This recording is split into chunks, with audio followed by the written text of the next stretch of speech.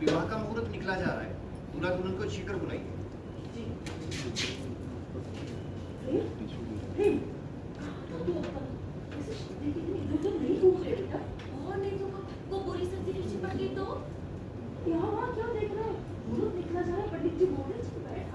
दिव्या, दिव्या कहाँ है? प्रेम, इसे परेशान क्यों हो रहे हो? मैं लेकर आती हूँ ना दिव्या को। परेशान क्यों हो रहा है बेटा?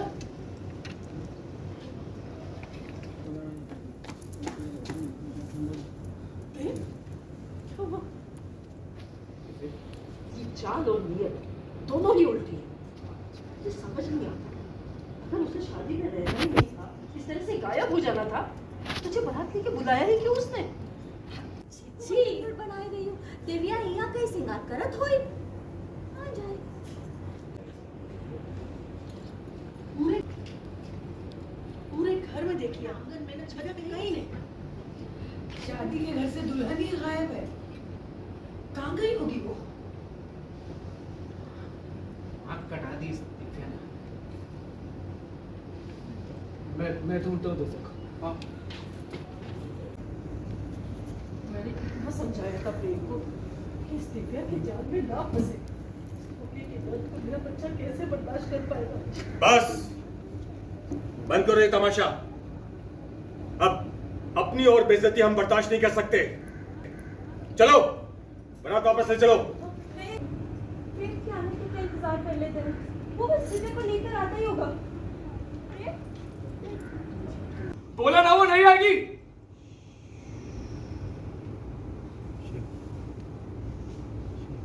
दिव्या और मेरे बीच अब कोई रिश्ता नहीं है। उसका नाम मेरी जिंदगी से हमेशा हमेशा के लिए मिट चुकी। दिव्या मेरे लिए मर चुकी है। अब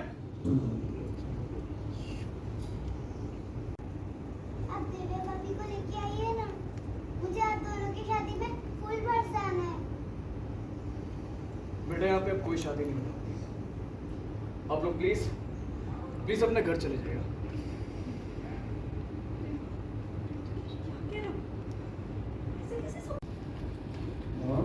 क्या करेगी स्वर्ण मोहिनी होगी भी तो मेरा कुछ नहीं बिगाड़ सकती। दिव्या जोर जोर से रोने लग जाती है सभी परिवार वालों को मरा हुआ देखकर, और करण मोहिनी कहती है, देख मैंने तेरे एक ही पल में सब कुछ बिगाड़ दिया। सब कुछ तूने मुझे चुनौती दी थी ना, तूने मुझे जमीन के अंदर गाड़ा था ना। देख मैंने तेरे एक पल में ही कैसे इस पूरे परिवार को खत्म कर दिया। और करण मोहिनी से लड़ने का तुझे परिणाम यही मिलेगा। और तेरे पास रोने की सिवा अब कुछ नहीं है। स्वर्ण मोहिनी होके भी तू मेरा कुछ नहीं कर सकती दिव्या। अपनी और बेइज्जती हम बर्दाश्त नहीं कर सकते। चलो बारात वापस ले चलो। बोला ना वो नहीं आएगी। दिव्या और मेरे बीच और दिव्या की शादी हो रही होती है, सब तैयारियां हो जाती हैं, प्रेम बारात लेकर पहुंच जाता है, सब कुछ हो जाता है। और पंडित जी बोलते हैं फेरे के लिए दूल्हा दुल्हन को बुलाएं। और उसके बाद में करण मोहिनी जब अटैक करती है तो पूरे परिवार वालों को मार देती है। और दिव्या शौक हो जाती है। दिव्या और प्रेम को मरा हुआ देखती है तो बहुत ज्यादा ही रोने लग जाती है। और क्या कर दिया है जो हमारे साथ ऐसा हो रहा है। पर दिव्या कहती है कि मैं तुम्हें करण मोहिनी छोड़ूंगी नहीं। और ये सब कुछ देखने के बाद दिव्या बहुत ही ज्यादा उदास हो जाती है और रोने लग जाती है, चीखती है, चिल्लाती है। पर उसकी समझ में नहीं आता क्या करूं। सब लोगों को मरा हुआ देखती है और प्रेम चिल्लाने लग जाती है।